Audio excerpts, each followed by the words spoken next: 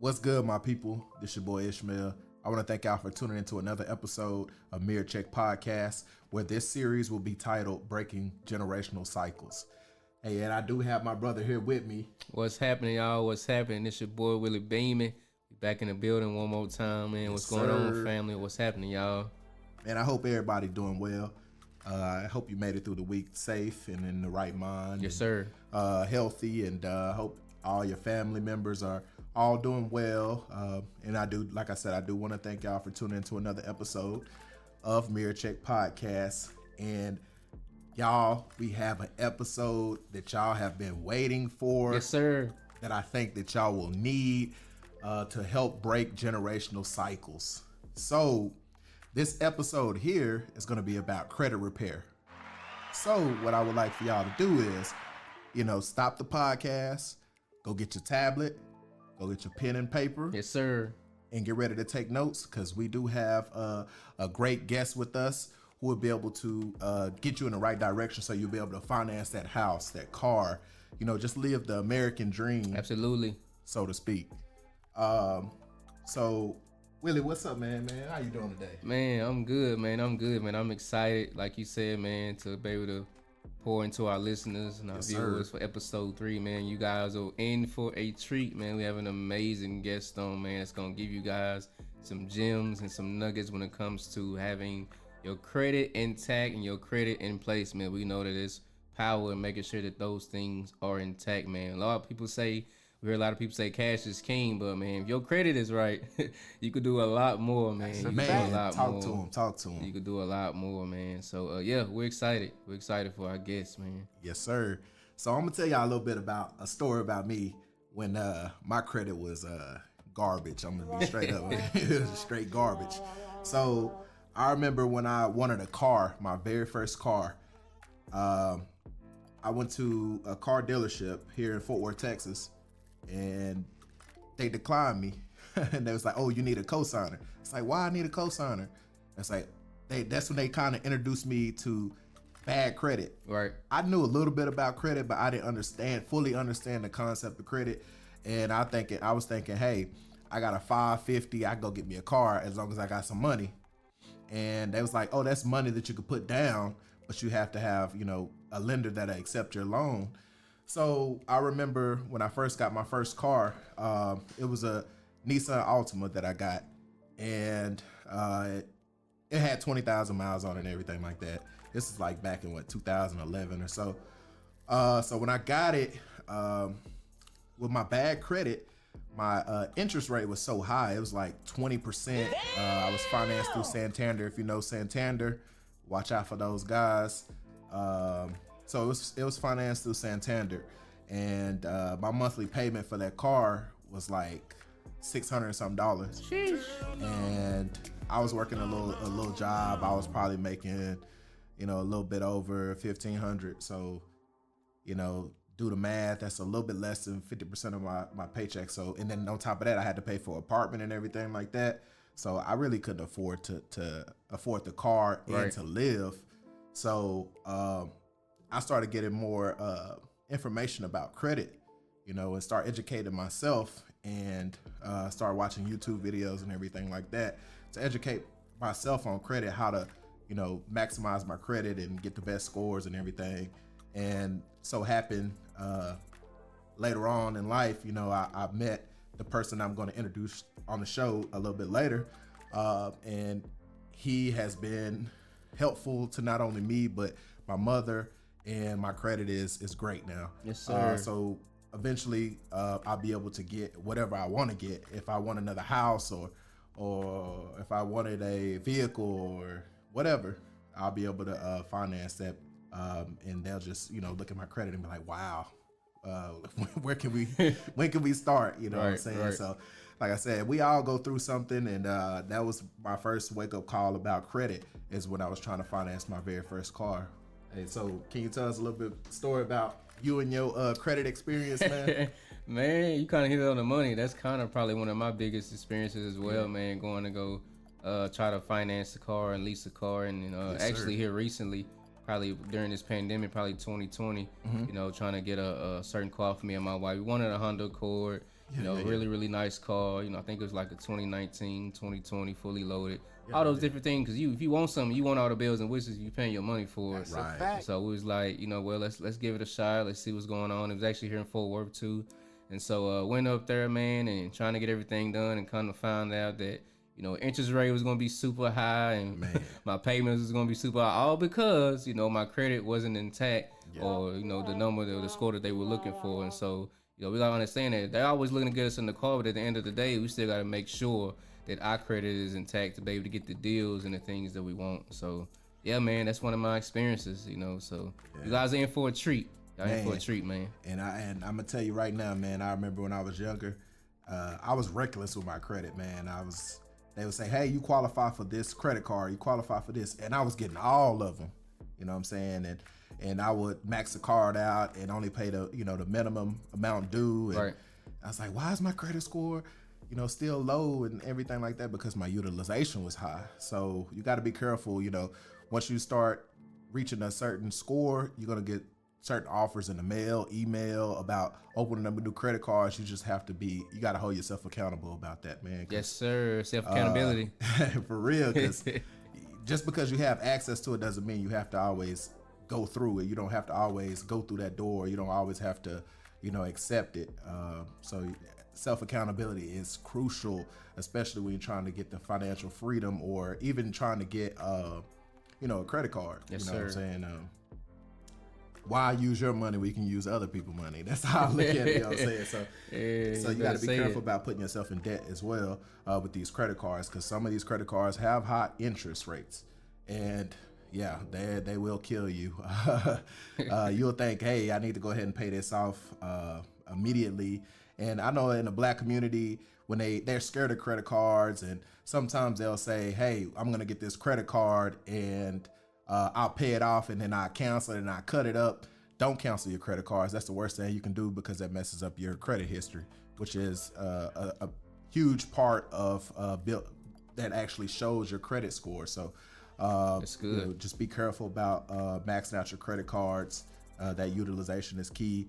Make sure you have a good credit mix, and make sure you have, with short-term loans, long-term loans, credit cards which is revolving. Just make sure you have a good mix of credit history, and just make more than the minimum payment on your credit cards. But like I said, we do have a guest here who will be able to give you more information about this. It's one of my good friends, so I hope y'all do enjoy the questions that we ask, and yes, sir. Just get ready to take notes. Take notes. Get your listening ears ready. Yes, sir. Ladies and gentlemen, introducing our guest, Mr. Brian Blackmore. I'm good, man. How are you guys? We doing good. Doing good, man. Doing good. Nice to have you on. I hear you, the business life got you running around and stressing you out a little bit. Oh, for sure, man. It's hard work, but I can tell you it's worth it. It's just a lot of running around right now, and so I'm just happy that I got my credit business kind of streamlined, and kind of got a little more time that I can dedicate to my other ventures. But credit is my bread and butter. That's what I do. That's what I think I was put on this earth to do. So I'm passionate about that. Yeah, I just do want to take the time to thank you for getting my mother's credit A1. Like I told you, you got her approved for the Amex Gold card, and she was like excited. Oh, for sure. Appreciate that. So yeah, we're gonna dive in right into this, man. We're gonna ask you a few questions, to get the people up to date about what credit is and everything like this. So can you just please briefly describe what is credit? Credit is basically a numerical 3-digit number that basically, it's kind of like a resume for a job. It kind of tells you what you've done in the past, who you paid, how you paid, and things like that. It's kind of one of those things that speaks for you when you can't speak for yourself. Right. Okay. That's good stuff. That's good stuff, man. So I kind of want to piggyback on that. So based on you being in this credit industry, what made you want to get involved in the credit industry? What was that driving force? Man, just struggling with it when in my early 20s, just trying to get a car, and remembering they put me on that golf cart, man. I'm telling you, it took me to the back to get that car, man. It was like I was like, man, I wanted what I wanted was on the front row. Oh They yeah. had to bring you to the back, so I knew it was something, man. Just struggling trying to get the things you need, lights and utilities and cars and car insurance. Everything was a struggle, Right. and so I vowed myself once I got my scores to a level. I was like, man, let me just reach back and bring some other people along, man, and show them the benefits of having good credit because a lot of it is not taught, Yes, but sir. it's so many benefits, man. I can't even explain. I can't even put into words the things that good credit will do for you. Oh Right. yeah. Right. Most definitely. I've heard or come across people. Most people think that they will put cash, I guess, above credit. Was I'm going to realize that you gotta have that credit right first, man, in order to do the things that you need to do and make sure that things are in place. So, which one would you say that makes sense having the credit in place first before having that lump sum of cash? I always say, you get your credit in place first. I mean, at the end of the day, nobody wants to just spend cash. Yes. I have never. I've been borrowing their money for the last 16 years. Right. And I don't believe in spending my cash for anything. I hold mine. I spend theirs, pay them back at a very low rate. Right. So I'm borrowing for free essentially, and use their money to do whatever I need to do and pay them back. Keep my cash, because at the end of the day, anything can happen. Right. I want all the risk to be on them. Yeah. Makes sense. So how long have you been in the credit repair industry? Man, I started BK Credit Consultants in May of 2016. So I just celebrated 6 years. Congratulations, man. Yeah, Congratulations. congrats, Man, man. thank you. I appreciate it. Congrats. So dive more back into this credit. What makes up a credit score? Man, it's basically your pay history, your credit utilization, your age of credit, your inquiries. It's a mix of 5 different things. Okay. Okay. That makes so. I kind of want to piggyback on what he brought up. So, what would you say the difference is between soft inquiries and hard inquiries? Most listeners probably want to understand, difference between those two. So what would you say? Well, basically, a soft inquiry is something that they're not really technically pulling your report. Okay. It's a way they can actually view it without an actual hard pull. Anytime you're getting a car or getting a credit card or getting something like that, that's what you consider to be a hard pull. If you're getting like car insurance, sometimes they'll do a soft pull to kind of view your credit because everything is controlled by that. All right. That's what determines your rates and things like that. They'll do a soft pull. So it's not really anything that shows up on your report as an actual inquiry. They were able to view it, but it's not something that they actually pulled it. It's just a difference in between what shows up on your report and what doesn't. Right. That's an inquiry. Okay. Okay. So question. I read on social media a young lady had posted something. She was on a date with a guy, and he pulled out a credit card to pay for the date. And she went on social media and blasted him saying he didn't have a debit card. So, what are the benefits of using a credit card as opposed to a debit card? Good question. Man, listen, this is probably one of my favorite subjects, man. This debit cards belong in the trash, man, to be very honest. That's a fact. Right. There's really no benefit to using a debit card at all, ever. And I think that the most important part is security. So I'm pretty sure everybody has had their debit cards hacked at some point in their lifetime. Yes, sir. And man, it take the bank about 2-3 weeks to give you your money back. Yeah. But you could get a credit card. They hack that credit card. That's a 20-minute conversation. Yeah. They'll open up an investigation, give you a provisional credit, cancel that card out, send you out a new one. You got your money back in 20 minutes, and they're gonna send you out a new card. Yeah. That's the security part of it. And the flip side is rewards. You can spend $3 million on a debit card and get nothing out of it. You'll get no points. You don't get anything out of it. It's just simply you just using your money right then. Anything you buy, you're using your money right then. Credit, I can buy myself some time. I can use your money all month, pay and use the money that I was going to pay anyway and pay the bill off. And at the end of the day, I get reward points. Okay. See, I have over 1 million points. I can travel anywhere in the world for free. Wow, Oh, man, man, that's, right there, man. that's the life right there, man. For sure, man. That's the goal. I mean, that debit card does nothing for you. Every time somebody pull that debit card out and name my present, man, I just like, man, what are you doing? Like, what are you doing with that? Wow. So now you're talking about rewards. Like, what would you consider to be the number one credit card to have when you're trying to maximize rewards? Like if you wanted to travel, for instance, what's the best travel credit card? out there that you believe? Chase Sapphire by far. Okay. Then American Express is not they have a decent point system, but the best point system I think in the credit card industry has got to be a Chase Sapphire or the Chase Sapphire Reserve. Okay. Those give you like two to three times as far as points when you're talking about travel. Okay. It just has way many more. It's a lot more buckets in order to obtain points.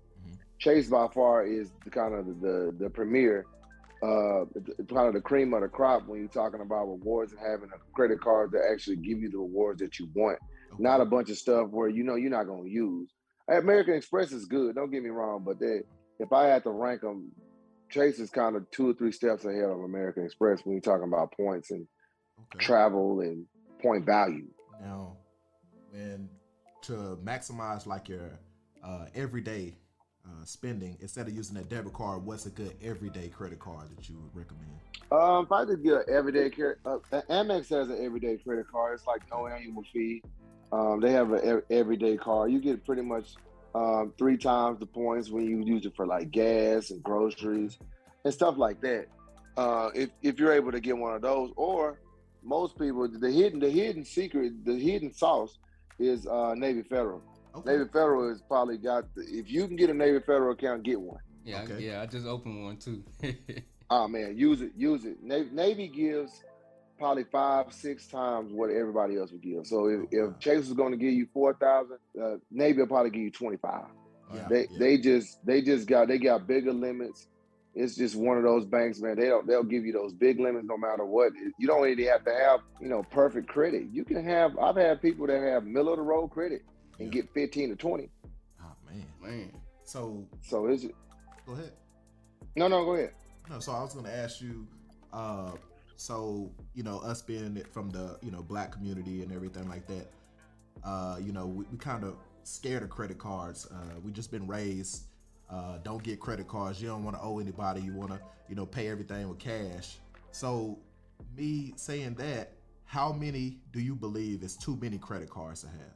I always recommend you got to have anywhere between 5 to 7. 7 is probably the key. You get somewhere around there.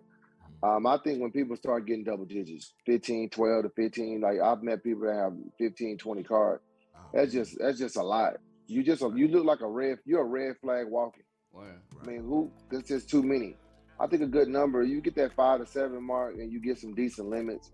Right. I think that's kind of where you need to be, and I would stay there. Okay. Some people are trained and they let social media kind of guide them. Right. Where they think every time anything I can get approved for, that's what I want.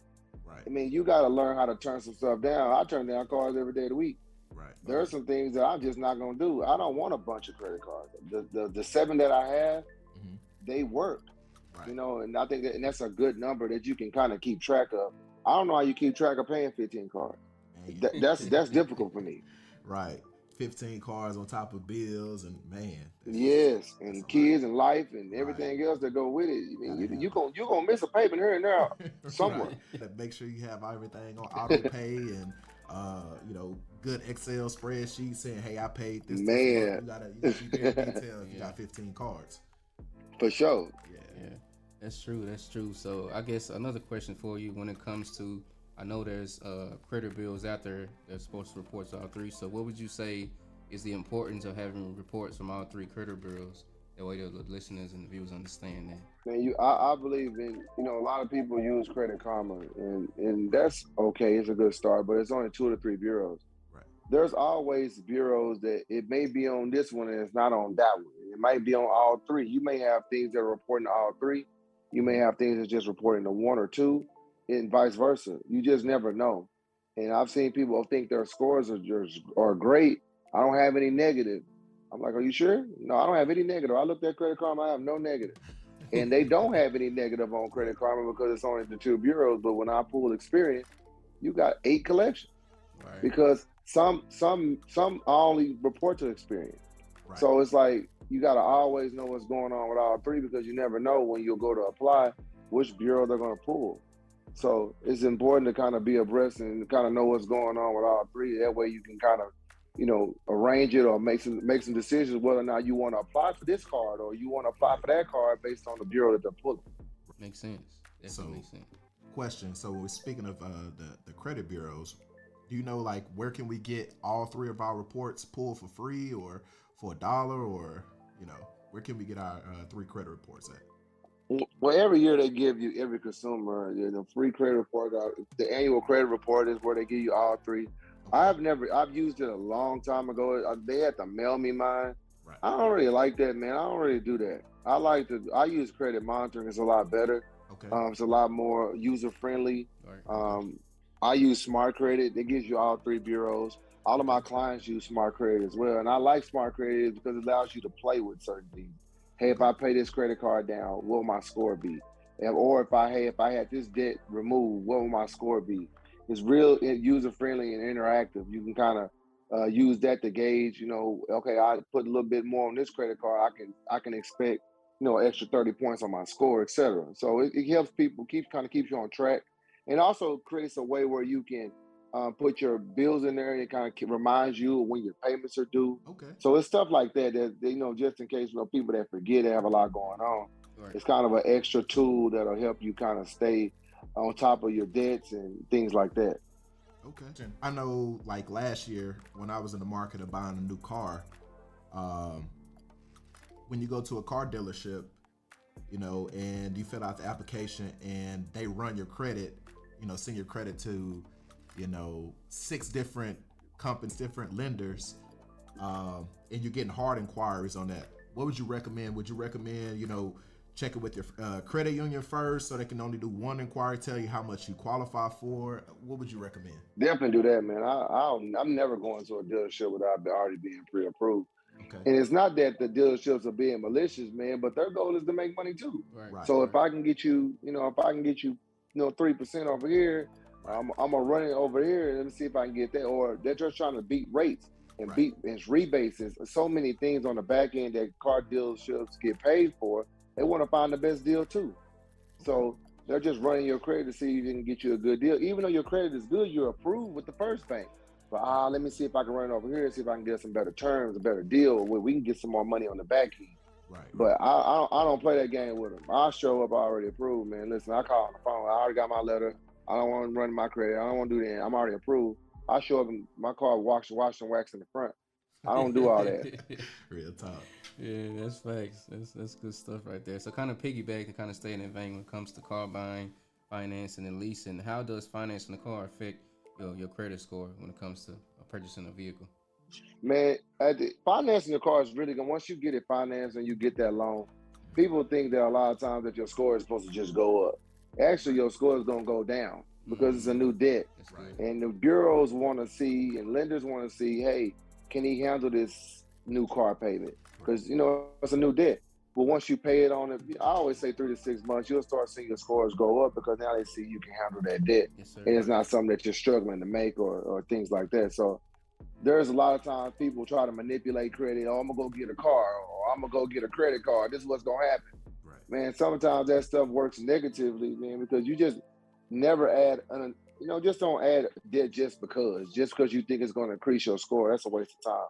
Right. There's better ways in order to do that. So just obtaining debt just to see, I think my score will go up if I get a car or if I get a loan. Man, that's backwards. It ain't never going to happen. All right. Good. So I guess to kind of piggyback off of that question, how much involvement does a potential client have in the restoration process when it comes to, I guess, restoring their credit? How much involvement do they have with that credit bureau or that company? They probably got, I give them about 15%. Okay. I really don't. I run my business a certain way, to be honest, and I'm not rude. I think I do it my way. Yeah. Right. And my way is work. So I give you a little leeway to kind of do some things on your own, but I really don't want you just stepping out here just doing anything you want to do. Right. I have a blueprint, and I send it out. This is what you need to do. If you want to do anything outside of this blueprint, you need to call and ask me. Not really ask me, but call and let me advise you on what to do and what not to do. When you be out here running around, those type of clients, I'll tell you, hey, listen, you got to go somewhere else. Oh, yeah. Because you're not doing what I asked you to do. And I don't market, I don't pay for marketing. So if I can't use you as a testimonial, I really don't want you in my program because I don't have paid marketing. So all my marketing comes from you doing what I asked you, and we're working together. Your scores are going up. You're getting approved for stuff, and that works for me. Now I can use you. Now I can put that on Facebook or Instagram, and now hey, I want to do whoop, that client that got that new car, that client got that credit card. I want that too. But if you ain't doing nothing I asked you to do, you ain't getting no credit card. You ain't getting no car. You ain't getting no loan. Yeah, you got to go somewhere else. You in my way. I don't want your money, and I don't want you wasting my time. Right. I agree. 100%. That makes sense. So what range is an actual fair to excellent credit score? Man, I would say I say fair is anything under 7. I say about fair is probably anywhere between 660 to 700. Okay. That's fair. That's really fair. I mean, when you start getting over in the 7s, the 720s, 730s, those are what you call good scores. Okay. Anything over 740, 750 is excellent credit, in my opinion, because anything that you can get really at 750, you can get at, that's the same as 800. It's the same. You get the same terms, you get the same everything. It's not going to be any different between somebody that got a 750 and somebody has an 800. There's not going to be. It's going to be very little variance in the rates and the terms. Is very little difference. But I think everybody needs to be in the 7s. Right? I agree. Anything in the 6s is just hard. Yeah. You can't really get nothing. You can't get nothing. Yeah, because I've seen people with bad credit walk into places, applying for a car loan or, thinking they can get a mortgage or something like that.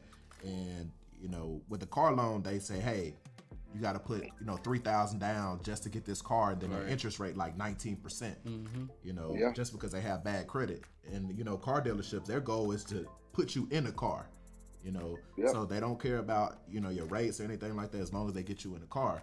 So, like I said, that 19% interest. So the benefits of having good credit is that lower interest and lower monthly payments, So that's why I advise people to always, always look at your credit, always stay on top of your credit all the time. Like I look at mine, 3-4 times a week. I should be probably looking at it more. Right. Just to try to see what changed or whatnot, because I am a victim of identity theft years ago. So I stay on top of my credit. So I have all different types of monitoring and everything on my credit report. So question. So when you're actually looking into a mortgage, like what should you start researching first before you even mention or go even see lenders or something? Like what is the things that you need to have in place before you even go talk to different mortgage lenders? Or I would say credit, and you gotta have credit and money, to be honest. Okay. Your debt to income is extremely important when you talk about a mortgage. Yeah. And you gotta and for people that don't know what debt to income is, it's basically anything that reports to your credit. They don't care about light bills, water bills, phone bills, car insurance. None of those things really matter. Right. The only thing they care about is what's on your report. So student loans, car loans, personal loans, credit cards, those type of things that report to your credit is what's considered to be in your DTI and your debt to income. So long as your debt to income is in line, that's the most important part. And have decent credit. Now nowadays, you can get a mortgage with lower credit scores. Everybody's promoting 580, 620s. I mean, that's great. They'll give you one. But they're going to make you jump through hoops in order to get it. Correct. And the rate is not going to be as good. Mm-hmm. The terms are not going to be as attractive. Right. So you're paying way more than your neighbor might possibly is for the same house. Right. And I know how I feel about that, man. Listen, I find out, shoot, you got the same car, we got the same everything, and my payment $300 more than yours. We got the same car. Like that's how they get. That's ultimately how they get you, man. They have you sign up for stuff. Yeah, they'll give it to you. Like that's my favorite thing. If people call and say, "Man, I got approved," right. Shit, I ain't congratulating. I ain't doing nothing. What rate you get? Man, that's a bad deal. Yeah. Because they'll give it to you. They'll give you a car. Right. They'll give you all that at 20%. Right. And then you look up your payment $800, and you make a payment, and $780 is going towards interest. You got $20 going towards the premium. You ain't never gonna pay that car. Right. To be very honest, you can't pay it off because you're gonna run it. You're gonna drive it till the wheels fall off. You ain't gonna be able to trade it in. That's a lot. They tell you to sign up to go ahead and take the car. But just come back in 12 months. You make 12 on-time payments. Now, when you come back in 12 months, you ate all my money up in interest, so I still owe basically what the car was worth. So now I can't refinance it and I can't get out of it because now I'm upside down. Right. That's the biggest trick in the world. So it's like, just leave the car where it is. Get your credit right, just leave the car. Right. So one last question. So when you're speaking about credit, now I understand credit utilization. What is a good number to have at credit utilization to maximize? Zero? Okay. So pay it off every month? Every month. Okay. Then really, there's been studies. Everybody has their own way of doing things. So I have people, no, it's you charge it and you keep at least 30%. There's absolutely zero benefit. And this is a study being done. Experian did the study. There is absolutely zero benefit to carrying a balance. There's no benefit at all. Right. I never carry a balance ever. My utilization is always zero. So people that use that they try to, it's a manipulation. Right. And I want everybody on this to understand. You cannot manipulate $1 billion business. They know what you're doing. Right. They ain't crazy. Right. Correct. Yeah, you can't get over on them. It's all these tricks going around on social media. Yeah, if you do this, you can trick the bureau. You ain't trick the bureau. No, you ain't trick the $1 billion business with nothing. They know exactly what you're doing before you even try. Right. So it's like, just pay them off. If you have the ability, pay them off. Right. All they're trying to leave. Yeah. So I was talking about the 10% thing. Right. If you can't, anything you do with your credit card, I don't think you should ever exceed 10%. But some people believe in the 30% rule, and that is a rule. 30% is the absolute maximum. Right. You cannot exceed 30%. That's just the rule. That's just the maximum rule. Right. My goal is to always keep it at zero. 10% max on my end. If you just have to use it, 10% is kind of where I want to be. I'm never doing 30 ever. That's just not a good percentage to me. I don't think it works. I think that's too high. But to each his own. A lot of people believe in that 30% rule. I don't. Zero for me or 10% max. So when it comes to credit utilization, I know that was the last question, but when we're speaking about that, so say for instance, if I have 4 different credit cards and they each have a $5,000 limit, so that equals $20,000. What is so that threshold at 10%? I mean, how would you? 2,000. 2,000. So 2,000. Okay. So don't exceed that 2,000. If you do, make sure you pay it off before the statement date. Correct. Okay. So pretty much statement dates. Mostly everybody. It's the rule. It's anywhere between 3 to 4 days after the due date. That's when the actual report to the bureaus. So long as you pay it by the due date, it kind of gives it time to process through your account. I'm a lot safer with that. A lot of people just say, I'm gonna pay it by the statement date. Well, then it don't process though. Right. So, but you also got, this is the trick, and this is the caveat. I want to make sure I touch on this because this is very important. Okay. If your payment is due on the 15th, that company probably reports to the bureau the 18th, no later than the 19th. Okay. You understand that once you paid it on the 15th, you can't use it no more until after the statement date. Right. People pay it down to zero, then use it again the next day. Well, you're still in your cycle. Right. You cannot use that card again until your statement actually prints and your due date changes to the next month. Okay. That's when you can start using that card again because they've already reported to the bureau. That's good. So make sure I throw that in that caveat, because you could pay it off to zero, but understand you can't use it no more until the statement generates. Okay, that's a go. That's a nugget right there. Man, you're dropping gems. Hope y'all listening. Man.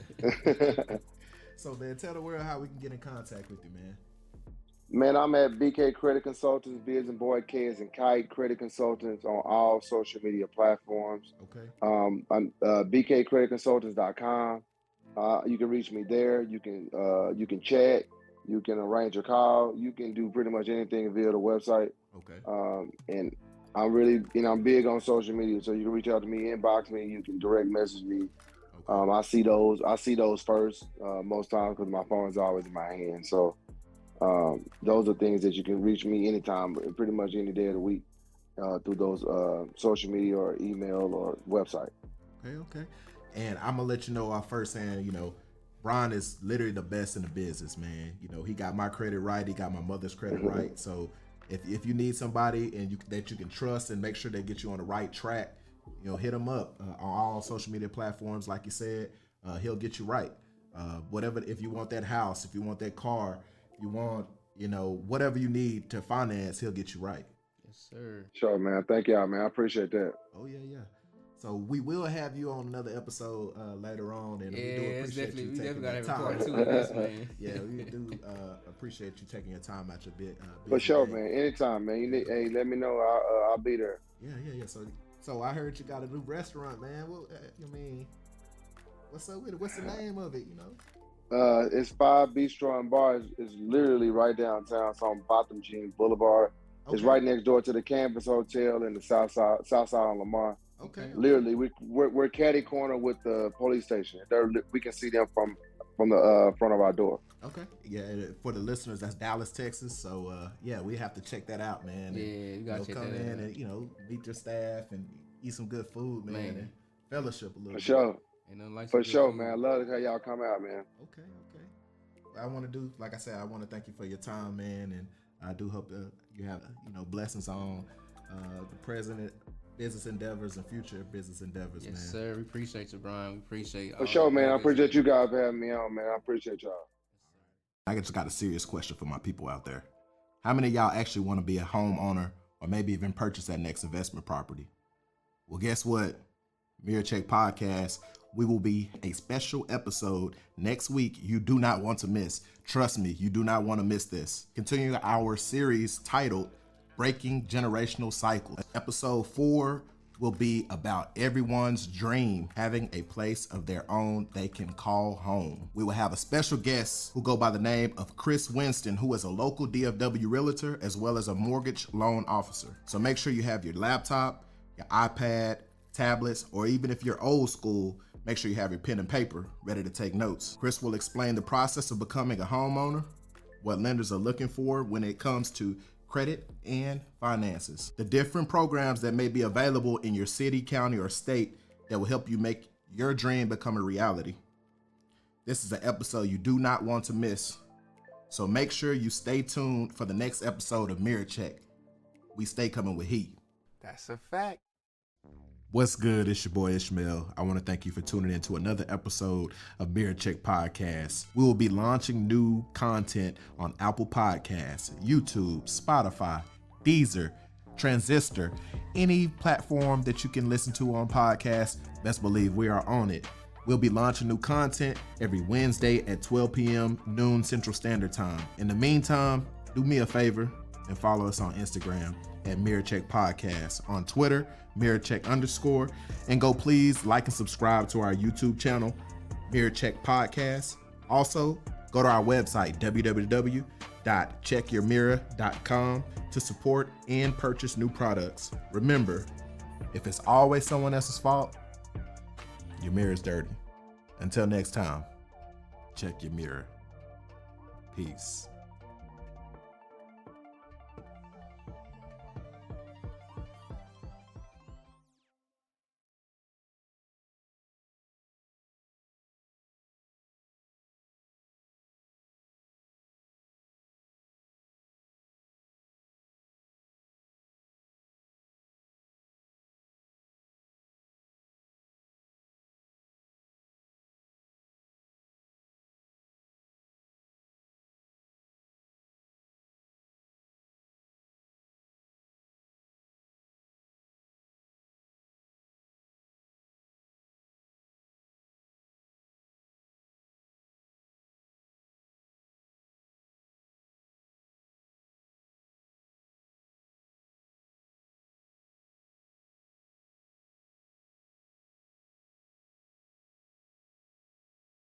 Check your mirror.